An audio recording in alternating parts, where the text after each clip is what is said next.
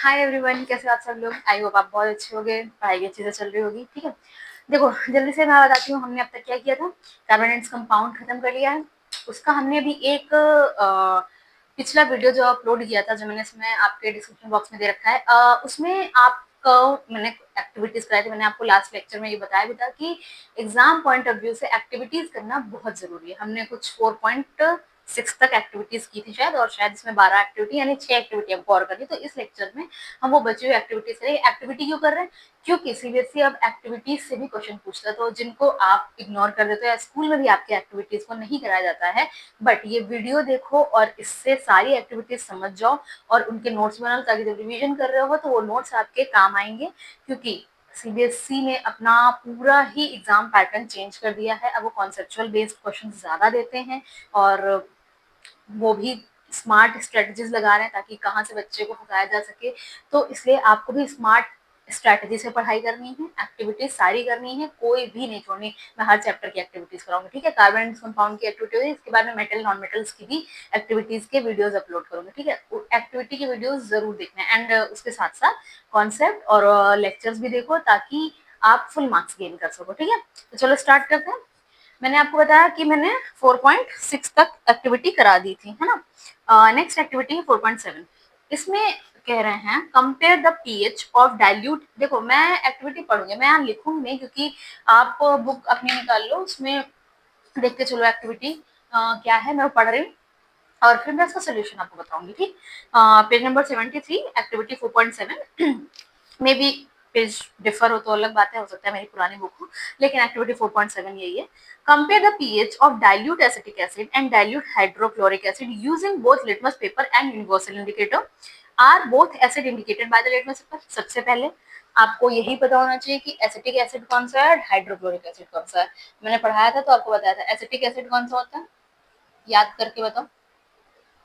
CH3COOH को हम acetic acid कहते हैं।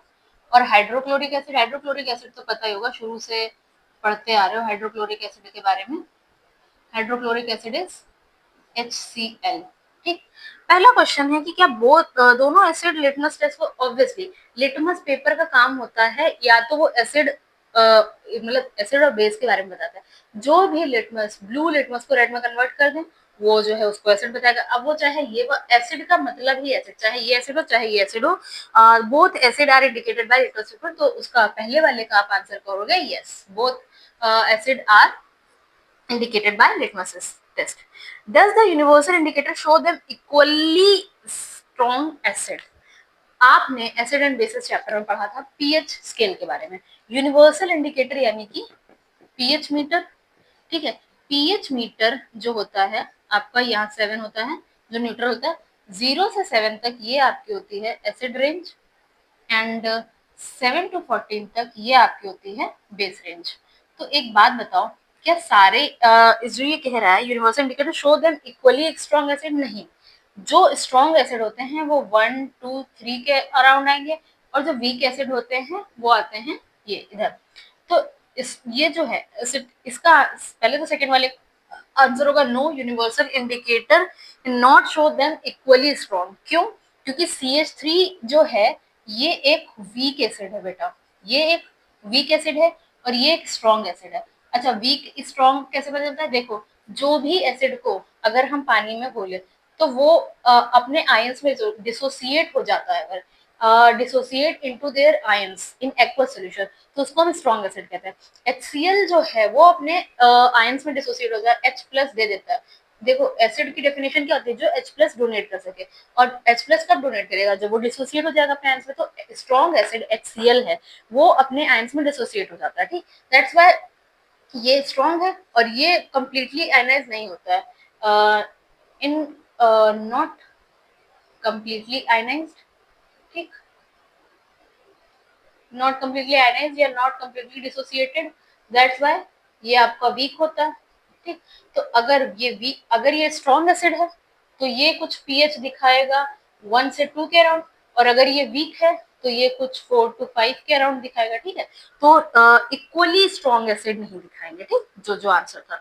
तो एक्टिविटी 4.7 का यही होगा कि हाँ लिटमस पेपर से दोनों ही बता देंगे कि दोनों ही एसिड हैं, पर दूसरा एक यूनिवर्सल इंडिकेटर से उनकी स्ट्रेंथ के बारे में पता चलेगा कि कौन सा ज्यादा स्ट्रॉन्ग है, कौन सा कम स्ट्रॉन्ग है, या कौन सा ज्यादा स्ट्रॉन्ग है और कौन सा वीक है, ठीक है। चलो नोट कर लो इसको। इसमें नोट क्या करना था, समझना ही था, और अपनी लैंग्वेज में अगर आपको लिखना है जो मैंने बताया है वो आप लिख लो कि भूल ना जाओ, इसलिए अपनी लैंग्वेज में अपने फॉर्म में वीडियो को रोक के लिख लो, क्योंकि हम लोग यही करते थे, अगर कुछ ऐसा लग रहा है कि भूल जाएंगे हम उसको नोट जरूर कर लेते थे, ठीक है, तो उसको नोट कर लेना। चलो नेक्स्ट एक्टिविटी है एक्टिविटी 4.8।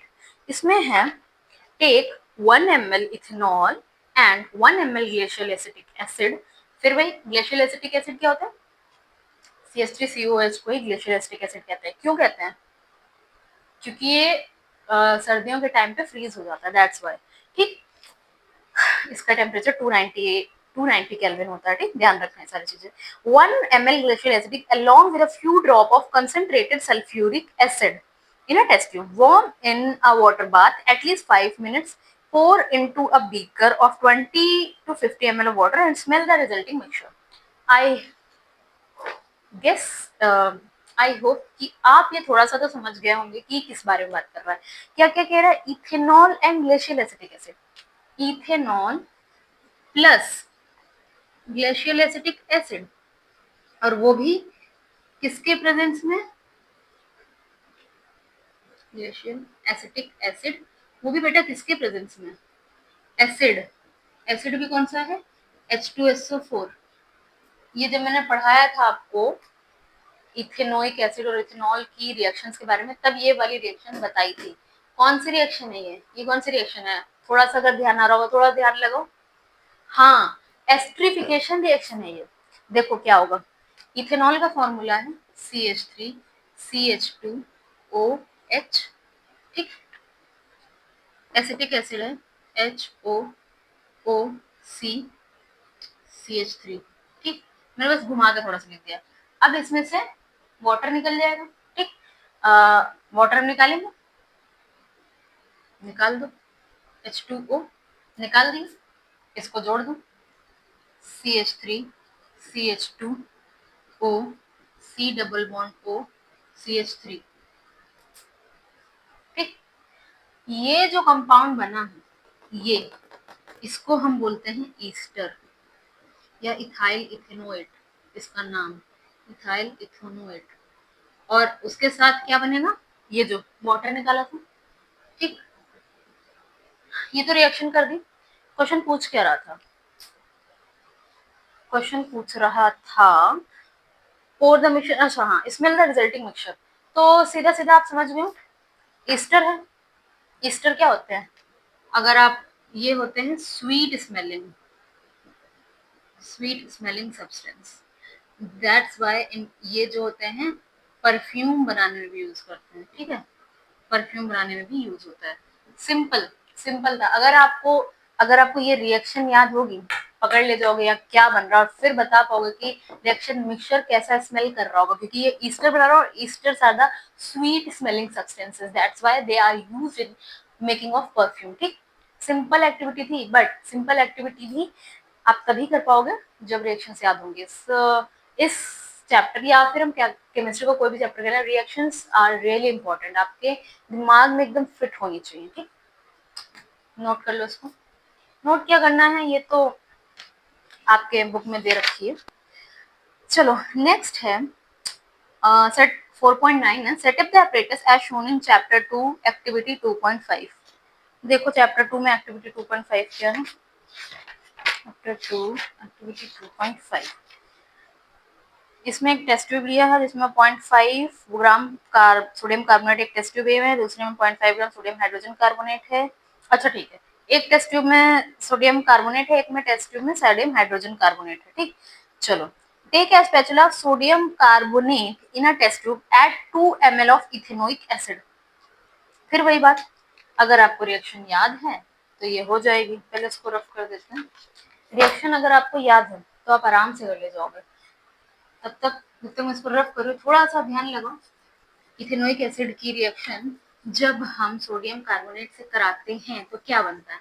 अभी मैंने आपको बताया, जहां भी आपको सोडियम दिखाई दे इथेनॉल या इथेनोइक एसिड के साथ, सीधे वहां के इथेनॉल वाले में से ओ एच वाले में से एच हटा दो, इथेनोइक एसिड के COOH वाले से एच हटा के वहां पहले तो Na लगा दो। Simple simple.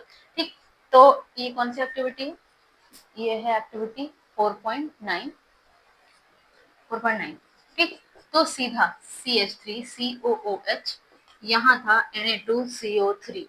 ठीक, पहले सबसे पहले शुभारंभ कर दो इसी से, CH3COO माइनस Na प्लस। देखो दो हैं तो दो से बैलेंस कर लो। अब क्योंकि यहाँ पे एक CO3 भी है तो जायज बात है कि CO2 निकलेगा। CO2 ने एक ऑक्सीजन बचा और यहाँ से दो हाइड्रोजन गए तो वाटर निकलेगा। ठीक, ये हो गया पहले रिएक्शन, तो ये हो गई। तो अभी देखो व्हाट डू यू ऑब्जर्व, इसमें क्या ऑब्जर्व कर रहे हो? ये रिएक्शन होगी। ठीक, और कार्बन डाइऑक्साइड गैस निकलेगी, इतना लिख दे रहा हूँ। Pass the gas through freshly prepared lime water, what do you observe? देखो लाइम वाटर से पास कराएंगे, लाइम वाटर यानी कि कैल्शियम हाइड्रोक्साइड, सेकेंड पार्ट है। लाइम वाटर से जब पास कराएंगे तो वो क्या हो जाएगा? लाइम वाटर से पास कराने पे जो सोल्यूशन हो जाएगा वो मिल्की हो जाएगा because of the presence of carbon dioxide. और रिएक्शन क्या होगी? सोल्यूशन टर्न्स, ऐसे लिख सकते हो, on passing through lime water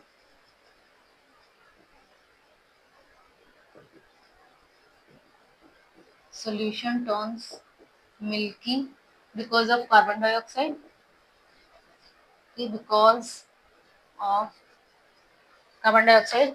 और लाइम वाटर क्या होता है? Calcium hydroxide. उसकी रिएक्शन जब आप कार्बन डाइऑक्साइड से कराते हो तो ये बनता है CaCO3 प्लस वाटर। ठीक, ये जो CaCO3 है यही व्हाइट प्रेसिपिटेट बनाता है। ठीक है, इसी यही होता है व्हाइट प्रेसिपिटेट। ठीक, व्हाइट प्रेसिपिटेट। नेक्स्ट है, can you guess the, can the gas produced by reaction between ethanoic acid and sodium carbonate be identified by this test? Yes, obviously। ठीक, क्योंकि सोल्यूशन जैसे मिल्की हो जाएगा तो वो ये बताएगा कि वहां पर कार्बन डाइऑक्साइड प्रेजेंट है। ठीक, repeat this activity with sodium hydrogen carbonate instead of sodium carbonate. Sodium hydrogen carbonate में सिर्फ इतना डिफरेंस आएगा कि यहाँ HCO3 हो जाता है, सोडियम हाइड्रोजन कार्बोनेट दो हटा दो, सिंपल, सेम ये रिएक्शन, ये हो जाएगा सोडियम हाइड्रोजन कार्बोनेट के साथ और बाकी चीजें भी वही सेम रहेंगी। ठीक, तो ये हो गई एक्सरसाइज एक्टिविटी 4.9। ठीक, अब देखो नेक्स्ट है 4.10, पढ़ते हैं। टेक 10 ml, माइकॉन, take 10 ml of water each in two test tube, add a drop of water, add a drop of oil into test tube A and B। देखो दो टेस्ट ट्यूब ली, A एक test tube B। ठीक, इस दोनों में पानी था, H2O, H2O। इसमें हमने ऑयल ऐड किया, इसमें भी हमने ऑयल ऐड किया। ठीक, नाउ शेक अच्छा, फिर टेस्ट ट्यूब बी में हमने सोप भी ऐड किया, सोप सोल्यूशन, इसमें soap solution. Now shake both the test tube vigorously for the same period, can you see the oil and layer water, can you see the oil and water layer separately in both the test tube immediately after you stop shaking? नहीं, immediately नहीं, थोड़े time बाद होगी, layer separate होगी। ठीक, next leave the test tube undisturbed for some time and observe, does the oil layer separate out, in which test tube this happen first? देखो test tube ए में जो होगा, ये चीज बहुत इंपॉर्टेंट कॉन्सेप्ट है, टेस्ट ट्यूब ए में जो होगा ऑयल एंड वाटर की जो लेयर होगी वो सेपरेट हो जाएगी। ठीक, ऑयल और वाटर की जो लेयर होगी वो टेस्ट ट्यूब ए में सेपरेट होगी। ठीक, बी में क्यों नहीं होगी या बी में कुछ टाइम क्यों? क्योंकि जो ऑयल है, वाटर है, उसमें सोप ऐड करते तो जो सोप है वो ऑयल के अराउंड जो होगा मिसल फॉर्मेशन कर देगा, वो उसको मिसल फॉर्मेशन जब करेगा डर्ट के अराउंड आ जाएगा, वो इकट्ठा हो जाएगा। ठीक, मिसल फॉर्मेशन करेगा वाटर में ही, वो उसको घोल देगा।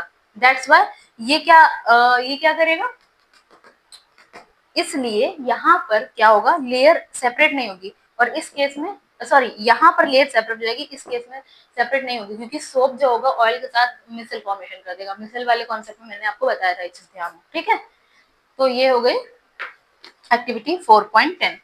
इसमें ऐसा कुछ लिखाने को नहीं है, दैट्स वाई मैं इसको लिखवा नहीं रही हूँ, ठीक है। देखो नेक्स्ट है, take 10 ml of distilled water and 10 ml of hard water in separate test tube. एक में डिस्टिल्ड वाटर लिया है जो कि सॉफ्ट होता है, एक में हार्ड वाटर लिया है जो कि हार्ड होता है। थोड़ा सा रफ कर देती हूँ वरना सारी खिचड़ी आपकी एक ही में पक जाएगी, फिर आपको कुछ समझ नहीं आएगा, फिर आप कहोगे पता नहीं क्या बता के चली गई, इसलिए कायदे से बताती हूँ, ठीक। चलो क्या है, एक टेस्ट ट्यूब में सॉफ्ट वाटर या रेन वाटर सॉफ्ट होता है, सॉफ्ट है, और एक में आपने लिया है हार्ड वाटर, ठीक, कोई बात नहीं। 10-10 ml, add a couple of drop of soap to both, दोनों में soap, shake the test tube vigorously for an equal period of time and observe the amount of foam formed. Obviously soft water क्या है, foam formed है ना, soft water जो होगा वो foam बनाएगा, हार्ड वाटर नहीं बनाएगा। इसमें फोम फॉर्म होगी, इसमें शायद नहीं होगी या बहुत लेस होगी, बहुत ही कम होगी, ठीक। क्यों, ऐसा क्यों, ऐसा इसलिए है, सॉफ्ट वाटर तो सॉफ्ट वाटर में क्या होता है, वहां कोई कैल्शियम और मैग्नीशियम के आयंस नहीं प्रेजेंट होते हैं, नॉट प्रेजेंट, तो ये क्या करता है directly, so it directly form lather, ठीक। पर यहाँ पर हार्ड वाटर के केस में वहां पर कैल्शियम मैग्नीशियम आयंस प्रेजेंट होते हैं जो कि स्कम बना देते हैं, स्कम बना देते हैं, दैट्स वाई वहां पर फोम नहीं बनता है, ठीक। अगला है, बता दिया ना मैंने ये वाला, हाँ, यहाँ पर इसको ऐसे करके लिख लेना, salt water does not contain calcium plus magnesium and calcium और मैग्नीशियम है, so it directly form lather, so in case of salt water leather formation होगा और इसमें नहीं होगा या बहुत कम होगा, ठीक। In which test tube do you get more form, obviously मैंने बताया डिस्टिल वाटर वाली में। In which test tube do you observe a white curdy precipitate, इसमें, इसमें क्यों, क्योंकि ये क्या है, हार्ड वाटर क्या है, उसमें प्रेजेंट कैल्शियम और मैग्नीशियम आयन के साथ रिएक्ट करके स्कम का फॉर्मेशन करेगा या प्रेसिपिटेट का फॉर्मेशन करेगा जो कि इनसॉल्युबल होगा, दैट्स वाई एक कर्डी प्रेसिपिटेट देखने को मिलेगा, वहां पे फॉर्म नहीं देखने को मिलेगा, ठीक। तो इसको आप अपनी आम भाषा में जो लिखना हो लिख लेना। लास्ट एक्टिविटी है इसकी 4.12, take 2 test tube with about 10 ml of hard water in each. Add 5 drop of soap solution to one and 5 drop of detergent. Shake both the test tube for 5 minutes for the same period. Do both test tube have same amount of foam? नहीं, क्यों, क्योंकि देखो दोनों में ही हमने hard water लिया है, एक में सोप है एक में डिटर्जेंट है। मैंने आपको बताया कि सोप, अभी अभी मैंने आपको बताया कि सोप जो है, देखो यहाँ पर सोप है और यहाँ डिटर्जेंट है, ठीक, और हार्ड वाटर है, ठीक।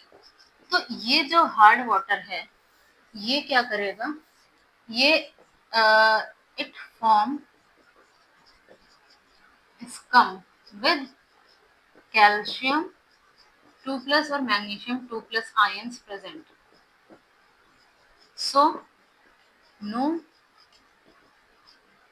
और लेस फोम फॉर्म्ड, ठीक। यहाँ पर क्या होगा, यहाँ हार्ड वाटर है और लेकिन डिटर्जेंट है, डिटर्जेंट के केस में ये स्कम फॉर्मेशन नहीं करता है, डज नॉट फॉर्म स्कम,